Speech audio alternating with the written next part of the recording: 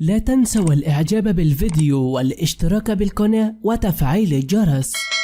السلام عليكم ورحمة الله تعالى وبركاته. مصرع 16 شخصا في اصطدام حافلة بشاحنة متوقفة بأم دريمان. قتل 16 شخصا على الأقل إثر اصطدام حافلة ركاب بشاحنة متوقفة على طريق سريع بمدينة أم درمان السودانية في ساعة باكرة من صباح اليوم الثلاثاء حسب ما أعلنته الشرطة. وأفاد بيان للشرطة بأن الحافلة انحرفت عن الطريق واصطدمت بالشاحنة التي كانت متوقفة في أم درمان المدينة التوأم للعاصمة الخرطوم.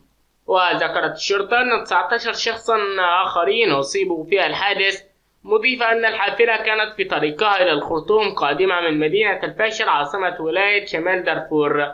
هرعت سيارات الإسعاف إلى مكان الحادث لنقل المصابين إلى المستشفى أم درمان، بينما نقلت جثامين القتلى إلى مشرحة المستشفى.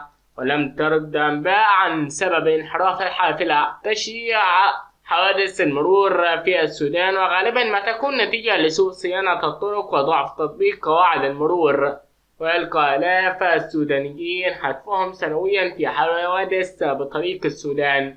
والسلام عليكم ورحمة الله تعالى وبركاته.